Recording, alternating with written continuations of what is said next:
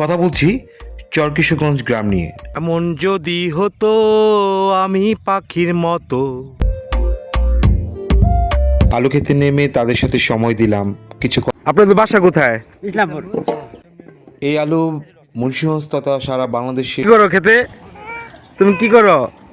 পড়ে তা ভাবা যায় না। এক ভাই তার যে নাঙ্গল ধরা এবং কিভাবে টানে সেটা কেটে একটা জায়গা ভরাট করতেছে, সেখানে দাও কামাই রুজির মাঝে বরকত দাও। মধ্যে নারায়ণগঞ্জ জেলার একটি অংশ। মাছ কি মাছ ধরছো? কই তুন ধরলা? তো আলু খেতে হয় 1 নম্বরে। হ্যাঁ, এখানে প্রচুর বেগুন হয়েছে। অবশেষে মেঘনা নদীর পাড়ে নামছি। পারলে অনেক বাতাস পাবেন, পাখির ডাক পাবেন। পুরীটা মজা অনেক। প্রায় সন্ধ্যা ঘনিয়ে এলো। দূর জেলা থেকে এখানে ঘুরতে আসে। এই চায়ের দোকানটা আমার খুব পছন্দের। বৈচিত্র্যময় প্রাকৃতিক সৌন্দর্যে ভরপুর এই গ্রাম। আমরা গ্রাম বাংলার মানুষ, গ্রামের সাথে আমাদের নিবিড় সম্পর্ক রয়েছে। তাই গ্রামের প্রকৃতি দেখলেই যেন মনের ভিতর আনন্দে ফুটে ওঠে। বিশেষ করে গ্রামের অপরূপ সৌন্দর্যময় দৃশ্যগুলো আমার মন কেড়ে নেয়। কথা বলছি চরকিশোরগঞ্জ গ্রাম নিয়ে।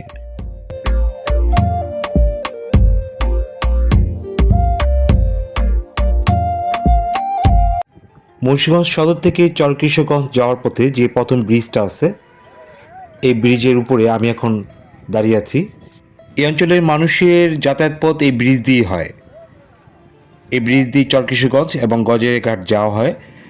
খালের উপর যে বাসগুলো দেখতে পাচ্ছি, এই বাসগুলো রেখে দিয়েছে কারণ এখান থেকে বাস বিক্রি করে। খালের পানি কিছুটা কম, বর্ষাকালে এই খালের পানি কিছুটা বৃদ্ধি পায়। দুপাশের সৌন্দর্য আমার খুব ভালো লেগেছে। ব্রিজ থেকে নেমে যাওয়ার পথে প্রথমে চোখে পড়ল কৃষকরা আলু উঠাচ্ছে। আলু খেতে নেমে তাদের সাথে সময় দিলাম, কিছু কথা বললাম।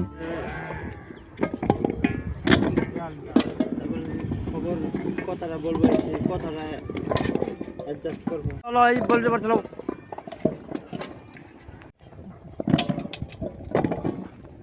আমার ছবিটা একটু ভালো করে তুলুন। আপনাদের বাসা কোথায়? ইসলামপুর। এই ইসলামপুর? হ্যাঁ। ও, এটা আপনাদেরই ক্ষেত? হ্যাঁ। ও, কতটুকু আলু লাগাইছেন? কতটুকু এনে? আগে মিলে 8 টাকা দিব। কত? 40 দিব। 40 কানি? হ্যাঁ। আল্লাহ দিলে কি ফলন ভালো? হ্যাঁ, ফলন ভালো। ফলন ভালো না? হ্যাঁ। যাক, আল্লাহ ভরসা। না।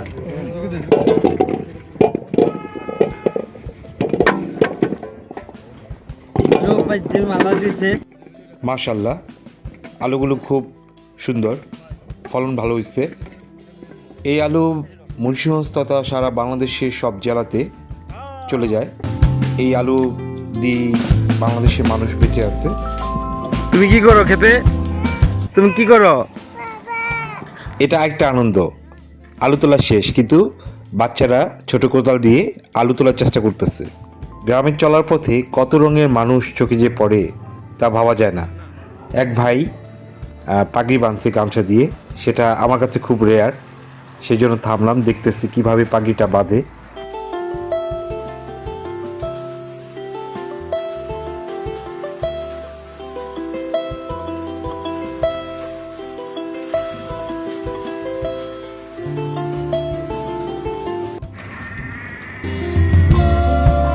কৃষকদের সাথে কথা বলে যখন রাস্তায় উঠলাম, তখন দেখলাম যে আরেকটা জায়গায় নাঙ্গল দিয়ে আলু তুলতেছে।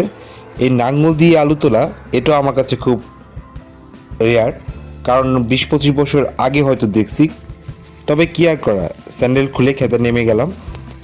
তার যে নাঙ্গল ধরা এবং কিভাবে টানে সেটা খুব কাছ থেকে দেখলাম।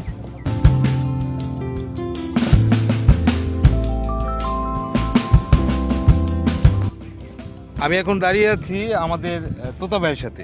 উনি এই যে রৌদ্র আছে, রৌদ্রের মধ্যে যে নির্লস কষ্ট করতেছে আলু ক্ষেতের মধ্যে, এই তোতা ভাইয়ের সাথে আমি আসছি একটু দেখা করার জন্য।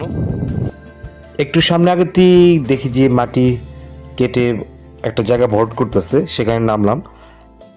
মাটি কাটার বিষয়টা এখন সচরাচর দেখা যায় না, তাই শখ জাগলো যে কাছ থেকে দেখি এতগুলো মানুষ কাজ করতেছে, কিভাবে কোদাল দিয়ে মাটি কেটে ওরাতে উঠাচ্ছে সেটা খুব কাছ থেকে দেখলাম।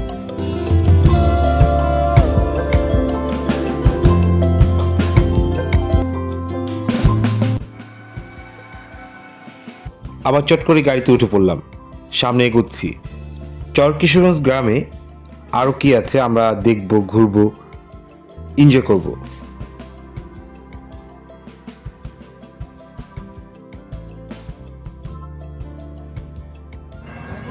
চলার পথ সহজ করে দাও, কামাই রুজির মাঝে বরকত দাও। বেবি বাচ্চা কাচ্চা নিয়া সুখে সংসার করতে পারে সেই তৌফিক দাও আল্লাহ। আমি এখন যেখানে দাঁড়িয়ে আছি এটা চরকিশোরগঞ্জ বাজার। এই বাজারে এখানে যে পণ্যগুলো আছে বা এখানে যে সবজিগুলো আছে সেই সবজিগুলো পাইকারি বিক্রি করা হয়। আশেপাশে যে ক্ষেত আছে ক্ষেত থেকে এনে এরা পাইকারি বিক্রি করে বা খুচরো বিক্রি করে। টমেটোগুলো খুব সুন্দর, চকের টমেটো সবসময় ভালো সুস্বাদু হয়।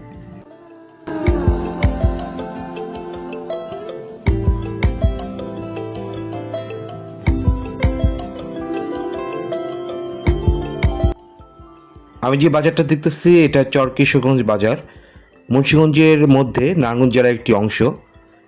এই বাজারটা সকালের চেয়ে বিকেলে বেশি জমজমাট হয়। বাজারের পাশেই চরকিশোরগঞ্জ কাশিমনগর বালিকা উচ্চ বিদ্যালয়। এই পাশ দিয়ে যে রাস্তা সেই রাস্তা দিয়ে আমি ঢুকলাম। তোমরা কী করো এগুলি? ইদিয়া মাছ, কি মাছ ধরছো? হুল মাছ। কইতুন ধরলা হুল মাছ? এ কেমনি ধরছো? চরকিশোরগঞ্জ গ্রামের পশ্চিম পাশে এটা অংশ। চকে নামছি গ্রাম দেখার জন্য। এলাকার লোকেরা যে রাস্তাটা ব্যবহার করে আসলে খুব কঠিন, সবাই যেতে পারবে না।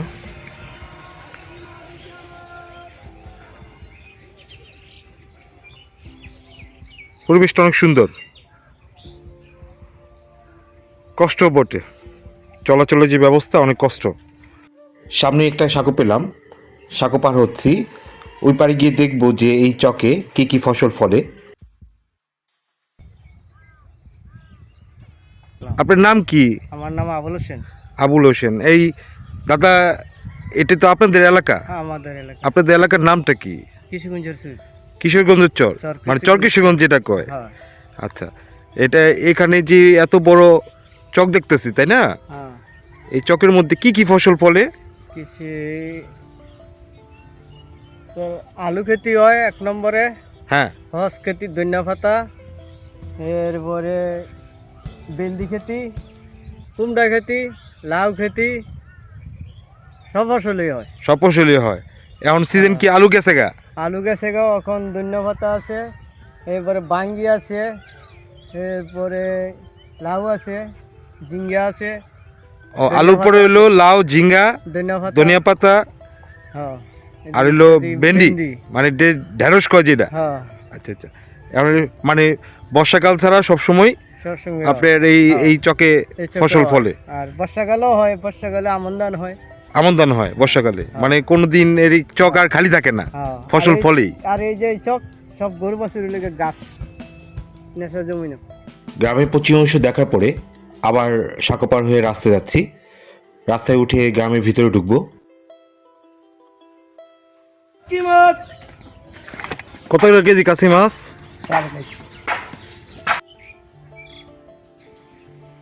এটা হলো গ্রামের পূর্ব দিকের অংশ। এদিক দিয়ে সামনে যাব। সামনে যখন যাচ্ছি তখন পাখি দেখলাম, গান গেতে ইচ্ছা করলো। এমন যদি হতো আমি পাখির মতো উড়ে উড়ে বেড়াই সারাক্ষণ। যাওয়ার পথে প্রথমেই চোখে পড়লো বেগুনের ক্ষেত, অনেক বড় এটা। এখানে প্রচুর বেগুন হয়েছে, শুধু বেগুন নয়, এটা পাট লাগাইছে। পাটের যেই চাষ খুবই ভালো এখানে। তারপর দেখলাম ঢেঁড়স, এটা ঢেঁড়সের যে গাছ সেটা দেখতে পাচ্ছি। এখানে কিছুক্ষণ দাঁড়ালাম, পাখিরাও শুনছি, বাতাস ছিল অনেক, রোদ ছিল প্রচুর। চারদিকে তাকিয়ে দেখতেছি গ্রামটা কত সুন্দর লাগে।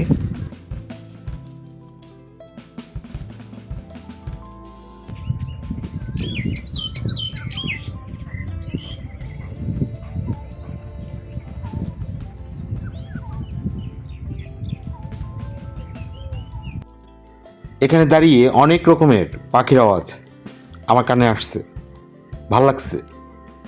অনেক গাছ ছিল, তবে সবচেয়ে ভালো লাগছে হলো যে গাছের ঠিক অপর পাশেই মেঘনা নদী। তো হেঁটে হেঁটে মেঘনা নদী পাড়ে যাওয়ার চেষ্টা করতেছি। আমি কিন্তু দৌড়াচ্ছি না, ক্যামেরার রিল টেনে দিছি। অবশেষে মেঘনা নদীর পাড়ে নামছি। তবে সবচেয়ে দুঃখের বিষয় হলো পাড়ে নামার সময় দেখছি যে অনেক পলিথিন ছিল। দেখেন এখানে কিন্তু জনবসতি নাই, কিন্তু এই পলিথিন, ময়লা, চিপসের প্যাকেট, তারপর হলো আপনার কোল্ড ড্রিঙ্কসের বোতল কেন ছিল? হাঁটতে হাঁটতে অনেক ক্লান্ত হয়ে গেছি। আজ রোদ ছিল, তবে জায়গাটা অনেক সুন্দর। সবাই তো আসে রেস্টুরেন্টে খেতে, চরকিশোরগঞ্জ যে বড় বড় রেস্টুরেন্ট আছে নদীর পাড়ে, সেখানে খেতে আসে, কিন্তু আশেপাশে যে প্রকৃতি সবাই এটা ঘুরে দেখে না। তো যখন নদীর পাড় থেকে হেঁটে আসলাম, রৌদ্র ছিল, তো এখানে আশেপাশে অনেক প্রচুর গাছ পাবেন, বড় বড় গাছ পাবেন, যেখানে আপনাকে অনেকটা ক্লান্তি দূর করবে। এই গাছের নিচে দাঁড়ালে অনেক বাতাস পাবেন, পাখির ডাক পাবেন, খুব ভালো।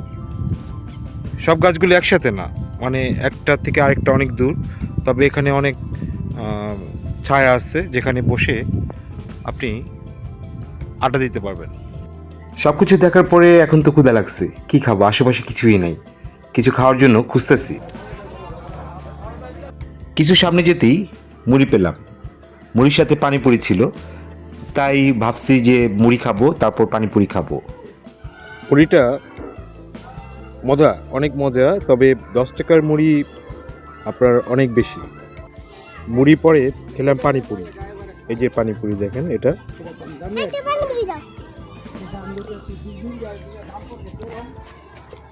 কি খাইবা তুমি?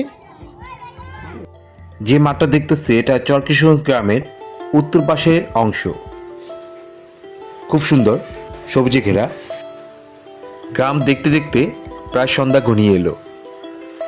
আমি যে রেস্টুরেন্টে ঢুকতেছি এটা চরকিশোরগঞ্জ নদীর পাড়ের একটা রেস্টুরেন্ট। এই চরকিশোরগঞ্জ নদীর পাড় হলো বিনোদনের সুন্দর একটা জায়গা। এখানে সবাই ঘুরতে আসেন, শুধু মুন্সিগঞ্জের মানুষ নয়, নারায়ণগঞ্জ, ঢাকা, দূর দূর জেলা থেকে এখানে ঘুরতে আসে। তো যে রেস্টুরেন্টটা দেখতেছি এটা খুব সুন্দর। শুধু এটা না, এখানে অনেক রেস্টুরেন্ট আছে, প্রত্যেকটা রেস্টুরেন্টই সুন্দর।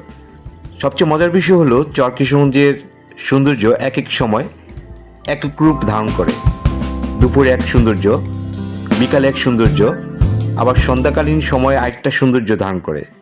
আর রাতের কথা কি বলবো, রাতের সৌন্দর্য দেখার জন্যই এখানে সবচেয়ে মানুষ ভিড় করে, খাওয়া দাওয়া করে, আনন্দ করে, নদীর পাড়ে হাঁটাহাঁটি করে। তবে রেস্টুরেন্টগুলো রাত্রিবেলাতে মনে হয় এটা অন্য জগতে একটা শহর।